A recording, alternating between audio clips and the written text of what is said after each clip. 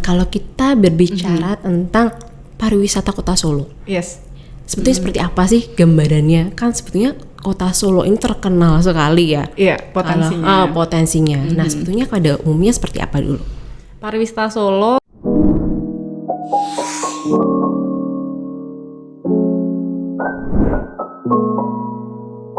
Assalamualaikum warahmatullahi wabarakatuh. Selamat datang di podcastmu Menebar Manfaat untuk Umat, kolaborasi Mas Surakarta dan Mentari FM. Dan pada kesempatan kali ini kami kedatangan seorang tamu, tokoh wanita muda hebat di Kota Solo. Siapa coba? Beliau adalah Mbak Astrid Widayani. Saya manggilnya Mbak ya, bukan Ibu Mbak ya. Mbak aja. Oke, Mbak Astrid Widayani, beliau adalah Ketua Yayasan Universitas Surakarta. Iya. Kemudian pengurus MES Surakarta juga, Mbak. Keluarga besar MES Keluarga Surakarta. besar MES Surakarta. Aktif di kegiatan pariwisata ya. Betul. Iya, dan juga terkenal dengan ketokohannya itu namanya edupreneur. Edupreneur, betul. Itu kita perlu tahu dulu nih. Iya. Edupreneur itu kegiatannya gimana sih, Mbak? Kan Iya. something different gitu ya. Kalau biasa kerja di pendidikan biasanya kita dikenal dengan akademisi, tapi saya lebih banyak ke manajerial dan pengembangan bisnis di bidang edukasi, sehingga saya kembangkan satu konsep baru juga.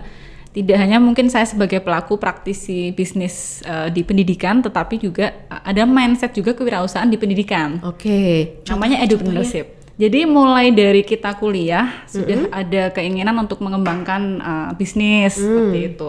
Oke. Nah, sebagai praktisinya kita menyebut diri kita sebagai edupreneur. Wah, luar biasa. Karena bisnisnya bergerak di bidang pendidikan, Mbak Nia. Waduh, luar biasa banget ini. Pasti Iya. Mahasiswanya seneng banget ya. Ada Amin. sosok yang bisa edupreneur itu ya. Iya. Nah, sekarang kita ngomong-ngomong dikit tentang tadi kan edupreneur itu ada kewirausahaan ya, Mbak ya. Kalau kita masuk ke kewirausahaan bisnis, Iya, bisnis. secara syariah gitu, Mbak. Nah, itu kira-kira konsepnya gimana sih, Mbak sebetulnya? Iya. Kalau kita ngomongin konsep ya, konsep itu didefinisikan bisnis syariah memang ilmu bisnis yang memang sesuai dengan petunjuk yang ada di Al-Quran kan gitu kan, sesuai dengan ajaran agama kita Islam. Tetapi dalam lingkup bisnis syariah ini ternyata banyak sekali, Mbak Niel. Lingkupnya banyak sekali, beragam, berbagai macam bisnis yang mungkin kita kenal selama ini baru wisata halal, makanan halal, fashion gitu ya. Tetapi sebenarnya dalam semua sektor bisnis sebenarnya bisa kita kaitkan dengan bisnis syariah. Oke. Karena di dalam konsepnya itu bisnis syariah itu juga ada beberapa hal ya, termasuk adanya tauhid gitu ya. Kita jalankan bisnis kita semuanya itu ke Tuhan Allah Subhanahu Wa Taala.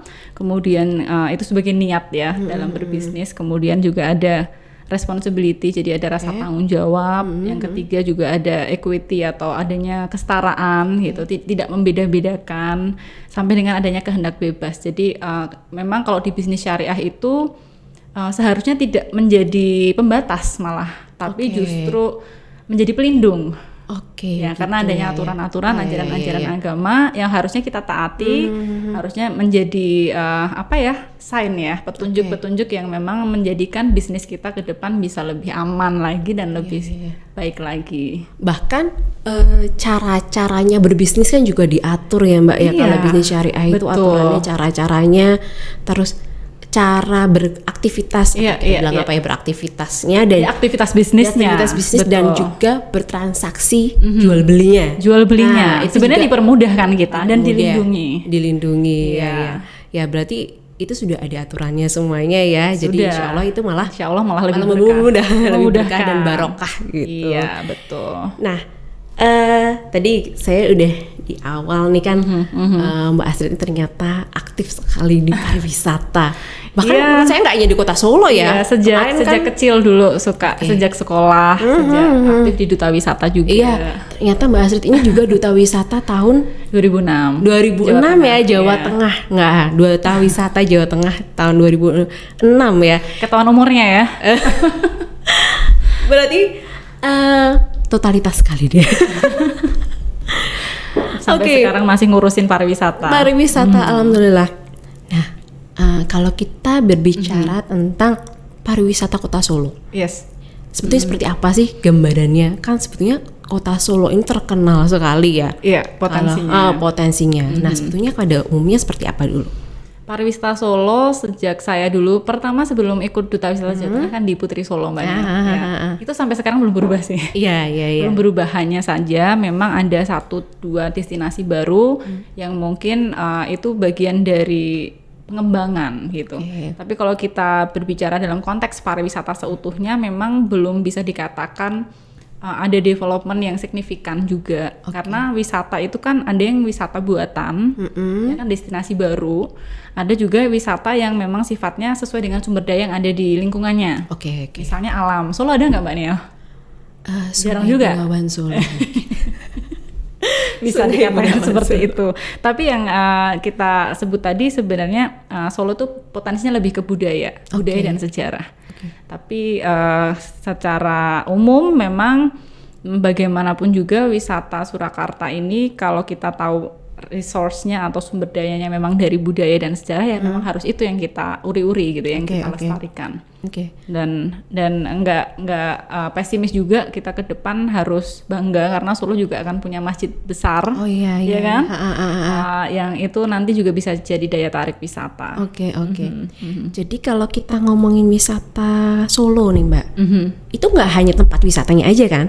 Nggak hanya tempat wisata, karena kan termasuk komponen pariwisata tidak hanya. Komponen pariwisatanya tadi apa aja kira-kira? Kuliner juga termasuk? Jadi komponen pariwisata itu terdiri selain dari destinasi wisata itu sendiri, itu juga masuk ke dalam ini ya, beberapa yang menjadi praktisi di pariwisatanya. Itu termasuk di restoran, hotel, akomodasi, kemudian transportasi, sampai dengan pengelolaan-pengelolaannya ya. Di Indonesia tuh banyak sekali Mbak Niel. Jadi ada semacam desa wisata, ada BUMDes gitu. Bentuk-bentuk dari komponen pariwisata yang beragam ini justru sebenarnya menjadi diferensiasi Indonesia dibandingkan dengan negara lain. Iya. Makanya itu juga yang membuat Solo berbeda. Harusnya gitu. Iya, ada sejarah, culture, betul. Gitu. Terus museum ya, terus ada juga tadi ya restoran, food itu juga. Nah, pariwisata kita hubungan lagi dengan syariah gitu ya. Kita ngomongin tentang wisata halal nih. Wisata halal, Nah, sebetulnya di Solo udah ada belum sih Mbak? Sudah ada belum ya? Prospeknya gimana ke depannya nih? Kita bicara wisata halal ada sejarahnya juga Mbak Niel. Jadi ini bukan sesuatu yang baru, sebenarnya udah lama juga. Jadi sejak di kepemimpinan Presiden SBY dulu di tahun 2014 itu kan ada namanya organisasi OKI ya, organisasi yang sifatnya menampung negara-negara Islam gitu. Itu sudah mulai dibahas juga untuk pendekatan bagaimana sih mengkonsep wisata halal. Itu sudah dibahas dulu dengan keberagamannya. Dan Indonesia sebagai negara Muslim terbesar di dunia itu seharusnya sudah bisa memulai pada waktu itu. Dan ditetapkan juga kalau nggak salah ada 13 itu destinasi wisata Indonesia yang dijadikan sebagai wisata halal. Kebetulan Solo nggak masuk. Solo nggak masuk. Contohnya kota mana contohnya? Malah misalnya contoh ya di NTB Lombok. Iya. Misalnya ini kita nggak kelihatan, taunya hanya pantai, tapi di sana secara lokal komunitas local proud local prideness lah ya. Pride-nya ini memang lebih ke mereka dari jarak berapa meter aja udah ada masjid. Kemudian sejarah untuk ziarah ke wali-wali di sana itu juga adalah gitu guide-nya yang menunjukkan di mana kita harus datang gitu. Nah, mungkin kalau di Solo dengan sudah adanya beberapa masjid nantinya, kemudian juga saya kira juga ada wali-wali di Solo ya, yang ulama besar gitu yang bisa kita kunjungi. Ada acara haul tahunan juga gitu yang kita tahu. Itu saya kira bisa dikemas lagi aja. Jadi bukan menjadi kegiatan yang terpisah, tetapi dikemas sebagai satu paket wisata halal di Solo. Jadi kalau dibilang ada nggak Mbak? Belum. Paketnya belum. Tapi ada, potensi untuk wisata halal di Solo ada. Kalau tempatnya tadi Mbak, contoh yang sudah ada gitu di Solo untuk wisata halal tuh seperti apa Mbak? Contoh yang sudah ada? Iya. Mungkin Masjid Agung ya mungkin ya? Iya. Nah ini tadi, karena wisata halal tidak hanya destinasi, ya kan? Iya. Jadi wisata halal itu meliputi semua komponen di pariwisata. kalau kita memang mau membranding satu wilayah atau satu kota dengan istilah wisata halal ya semua harus komponen ini masuk. Mulai dari misalnya ya akomodasi itu hotel-hotel sudah harus menyediakan musola, tempat sholat, tempat wisata di luar ini ya, di luar konteks destinasi misalnya mall itu juga harus punya tempat untuk sholat gitu kan, tempat untuk beribadah. Apalagi restoran ya. Restoran. Tour and travelnya juga harus mikir nih jam sholatnya kapan, ya kan? Apalagi yang namanya makanan itu tidak bisa ditawar lagi. Iya, betul. Yang mana yang haram, mana yang halal harus jelas. Kemudian restoran juga harus terbuka dengan menu-menunya mereka jualnya apa saja harus terbuka. Karena kalau wisata halal hanya berdasarkan masjid, hanya berdasarkan ziarah ke makam wali misalnya, itu hanya bagian dari trip halal gitu ya. Tetapi untuk wisata halalnya ini merupakan satu kesatuan yang tidak bisa dipisahkan. Oke. Iya. Mungkin kita juga Solo itu terkenal dengan batik ya Mbak ya. Betul. Itu juga bisa dikembangkan ya mungkin ya di kampung batik. Bisa ya. Bisa jadi dikaitkan dengan sejarah dulu ya, zaman SDI, sejarah dagang Islam. Iya benar-benar. Bahwa Islam juga berkembang melalui jalur perdagangan. Bisa banget itu Mbak. Jadi kalau gini nih, Solo membuat sebuah wisata halal nih. Iya. Berarti bagusnya dipaketin ya Mbak? Paket ya? Paketin dan harus ada komitmen di semua komponen pariwisata, termasuk sampai ke pemerintah, mohon maaf. Iya. Jadi harus ada aturannya, kebijakannya ketika Solo mau diklaim sebagai salah satu destinasi untuk wisata halal, semua harus dikasih informasi, restoran juga harus mau memasang misalnya stempel halal. Iya, kalau bisa malah halal itu ya, halal dari logo halal yang resmi ya Mbak ya. Betul. Nah, tadi udah itu kan tempat-tempatnya di Solo itu sangat banget ya, sudah terkenal, sudah budayanya sudah sudah sangat sudah sangat ada di pikirannya orang-orang di Indonesia sebetulnya. Nggak hanya di Indonesia tapi juga di luar negeri juga ya. Betul. Solo dan sebagainya. Nah tapi dengan adanya wisata halal tadi, kira-kira akan menarik wisatawan nggak Mbak?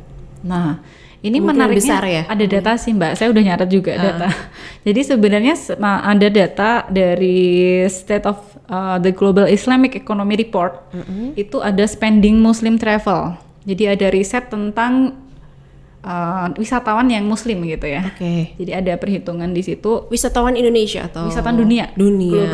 Global Muslim travel. Jadi dibandingkan ya misalnya di tahun 2013 itu menghasilkan 137 miliar US dollar. Udah gede banget. 5 tahun kemudian 2018 itu sudah tembus menjadi 181 miliar.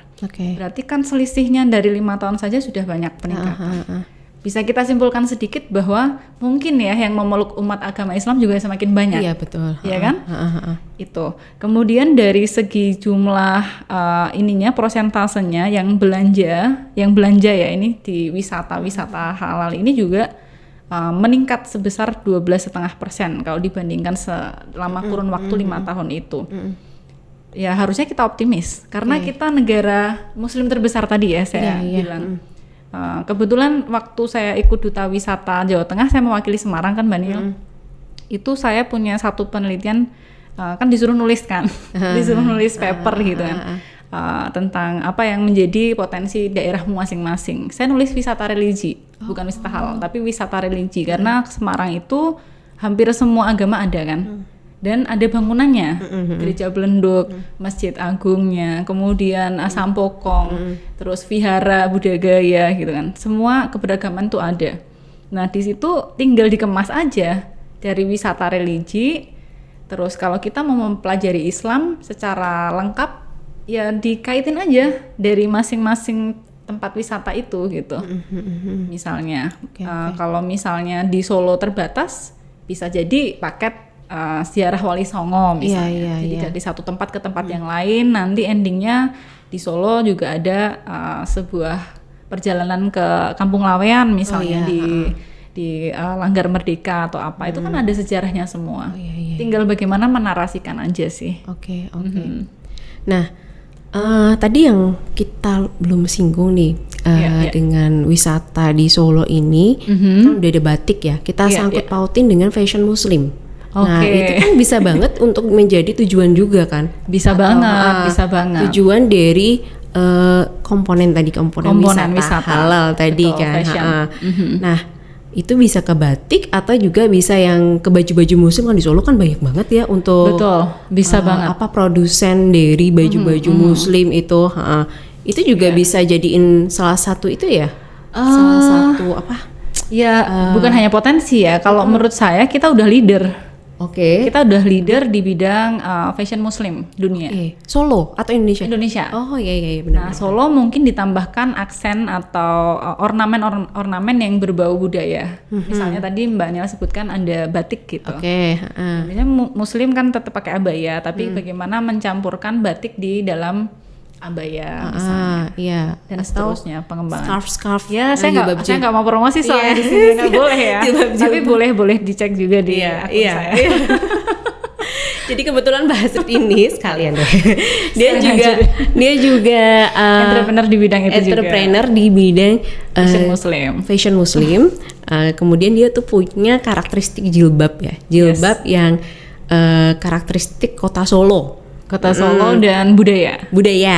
Pernah ngeluarin dengan tema Surakarta ya. Surakarta.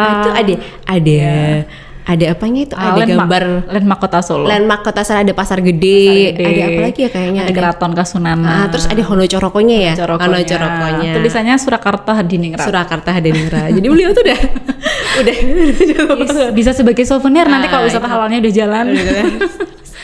Iya. Tolong dicatat ya. Iya benar. Iya. Jadi tadi kita ulangi lagi komponen yang bisa kita jadiin wisata halal tadi selain masjid ya. Masjid, destinasi, kemudian makanan ya, fashion, makanan kuliner, terus kampung batik itu. Paket wisatanya.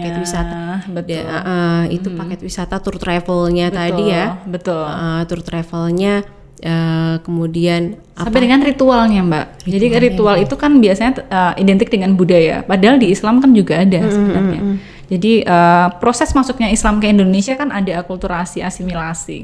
Di dalam perkembangannya dua proses itu pasti melahirkan sebuah ritual. Di masing-masing daerah pun beda-beda. Iya. Ya kan ada yang sedekah bumi, ada yang apa. Tapi kalau dikaitkan dengan Islam, saya kira itu ya kalau kita ini ya open mind dalam hal ini lebih ke kita mengembangkan wisata loh ya, bukan dalam konteks ritual, bukan syariat, bukan itu, tetapi dalam konteks wisata halal sebenarnya bisa sangat dikaitkan sebagai atraksi budaya juga. Iya betul. Menarik banget ya. Iya. Kalau ngomongin pariwisata banyak nanti ya. Banyak banget ya. Iya. Nah terus untuk nanti mempromosikannya Mbak. Iya. Itu kira-kira sulit nggak sih untuk Solo ini apa? Iya. Kalau kita berbicara wisata halal itu pasti punya tantangan tersendiri. Beda sama misalnya Solo terkenal dengan tengkleng, dengan kulinernya gitu apa. Karena segmennya ini adalah orang yang pengen belajar tentang Islam, pengen belajar tentang sejarah Islam. Tapi bisa loh dikaitkan, ayo wisata halal ke Solo sekaligus makan tengkleng. Nah, itu strategi marketing kalau itu ya. Sekaligus makan serabi. Bisa banget. Makan serabi, makan tengkleng gitu. Bisa banget. Tapi tantangan yang saya maksud di sini adalah ya mengedukasi kembali sebenarnya bahwa Indonesia itu tidak hanya kaya akan budaya, sejarah, tapi juga ajaran Islamnya. Nah, di situ sebenarnya bagian dari dakwah juga loh. Iya, betul. Bagian dari dakwah juga bahwa ternyata nilai-nilai yang ada di dalamnya yang saya bilang tadi di bisnis syariah di awal ya, itu kan sebenarnya ya dari kita untuk kita juga. Tidak hanya untuk diri sendiri atau individu, tapi lebih ke masyarakat yang bisa merasakan kalau kita sebut dalam Islam untuk umat ya. Iya. Nah, untuk promosinya sendiri kan pasti juga ada yang sekarang nggak boleh lepas dari namanya online juga kan. Iya, betul. Nggak boleh lepas dari online, terus digital ya. Go digital, terus juga pemerintah tadi ya mengikut sertakan pemerintah, terus mungkin juga saya rasa ada kayak seperti influencer juga Mbak, penting ya itu ya. Penting banget ya. Tapi juga jangan salah pilih influencer. Iya benar. Karena era digital itu rawannya memang di orangnya, Mbak. Oh gitu. Kalau teknologi kita bisa menyesuaikan sesuai dengan modal masing-masing, tapi kalau yang namanya person gitu ya atau orang itu memang ya harus sesuai dengan apa yang menjadi value kita. Oke. Jadi dengan maaf misalnya kita ngomongin wisata halal, yang penting pokoknya artis yang lagi apa, yang penting dia dapat sensasi apa gitu, nyari kan nggak pas juga nanti. Karena kita ngomongin Turki ya Mbak, Turki itu kan memang wisatanya udah negara Eropa dan wisata itu halalnya kuat banget ya. Betul. Nah, saya tuh dengar banyak orang Indonesia tuh kepingin banget wisata halal ke Turki dengan ustadz ini. Nah, kayaknya kita itu perlu dicontoh nggak sih? Bisa jadi. Perlu dicontoh nggak sih itu menarik banget karena setiap kita belajar agama kan pasti ada apa ya yang dicontoh, teladan lah ya. Teladan guru istilahnya kalau lebih ekstrimnya lagi. Nah, kalau kita bisa punya guru yang bisa menuntun kita secara beribadah, beragama yang lebih baik, saya kira ini ya menarik bila dimasukkan sebagai strategi tadi marketing. Karena tadi sampai teman-teman tuh sampai ikut waiting list ya, pokoknya saya nggak mau ke Turki kalau nggak sama dia gitu kan. Nah, berarti itu salah satu strategi yang menarik juga kan untuk orang-orang di luar Solo untuk berwisata halal di Solo kan. Pertanyaannya kenapa guide-guide-nya malah lebih cenderung cerita yang di luar negeri ya, nggak di negeri kita sendiri? Nanti kita tantangan. Jadi saya kira banyak ulama-ulama Ustadz Islam yang di Indonesia ini yang mereka bisa dakwah kok melalui wisata. Ya kan, sembari ada rombongan kita anggap aja sebagai jemaah yang di dalam perjalanannya kita juga mengajarkan tentang sejarah Islam, kita mengingatkan kembali ajaran-ajaran Islam seperti itu. Ya kan, tinggal kita tantang aja setelah yang nonton podcast ini siapa yang bikin ini paket wisata bersama Ustadz. Nah, Ustadznya itu juga bisa misalnya dari Solo sendiri kan? Ustadz Solo tuh besar-besar, ataupun Mas Ustadz Jakarta juga oke kan? Nggak masalah ya itu. Ayo teman-teman Mas ini silahkan. Ayo kita salah satu potensi yang luar biasa ya. Oke, mungkin ada lagi yang mau ditambahin Mbak Asrid atau apa ya? Saya kira lebih ke ini ya, ke kaitannya dengan SDM yang selama ini saya kembangkan. Betul banget, betul. Saya kembangkan kan tidak hanya secara institusional Mbak, tapi saya juga bertanggung jawab karena punya institusi pendidikan. Jadi memastikan bagaimana SDM atau output yang keluar dari institusi saya nantinya juga bisa berkontribusi secara baik. Betul. Nah, kalau dalam konteks ini pariwisata, alhamdulillah saya juga diberi amanah untuk mengelola sebuah sekolah pariwisata juga. Di situ ada tantangan tersendiri ketika kita bicara wisata halal ini, tidak semua juga paham, tidak semua juga belum sejauh itu mikirnya. Belum sadar? Bukan belum sadar, jadi sedikit belum menganggap itu sebagai sebuah opportunity baru sebagai produk wisata. Jadi hanya berpikir ya sudah, nanti yang penting saya bekerja di hotel, saya bekerja di restoran, titik gitu. Padahal kalau kita berbicara konsep Islam, sebenarnya bisa lebih jauh lagi. Mungkin tantangan bagi saya juga sebagai pengelola institusi pendidikan, nanti bisa menambahkan mungkin ada kurikulum atau beberapa mata kuliah yang kaitannya dengan wisata halal. Terima kasih loh nih dengan podcast ini membukakan ide saya. Iya betul. Biar lebih siap gitu ya kalau kita nanti ada bisnis syariah atau wisata, khususnya wisata halal yang syariah. Karena kalau dipikir-pikir mungkin kita tadi sudah nemuin influencernya Mbak. Iya. Terus penggeraknya mungkin katakanlah mes juga membantu untuk menggerakkan wisata halal. Betul. Terus juga udah ada ustadz juga, terus udah juga banyak lah misalnya owner dari pariwisata, destinasi wisata. Betul. Tapi SDM-nya belum siap. Ternyata di bawah SDM-nya ternyata belum siap. Itu PR banget ya. PR saya juga. PR banget. Iya. Terima kasih dikasih PR. Terima kasih dikasih PR. Iya. PR banget itu berarti ya. Berarti PR-nya banyak kita. PR-nya banyak ya. Tapi nggak apa-apa, kita nggak sendiri. Iya, kita bersama-sama untuk mewujudkan karena ini salah satu potensi yang sangat besar, sangat menarik gitu kan. Bahkan mungkin sangat itu ya. Orang-orang akan antusias sekali dengan Solo gitu kayak. Iya, udah ditunggu-tunggu sebenarnya apa sih wisata halal di Solo? Iya. Oke. Itu aja sih kayaknya Mbak, udah yang saya tambahkan mungkin. Iya. Udah. Kalau gitu Terima kasih sekali Mbak Astrid Sama-sama. atas waktunya. Senang sekali Iya. bisa ngobrol santai bersama Mbak Nil Terima di kasih sekali. podcastmu. Jangan kapok ya.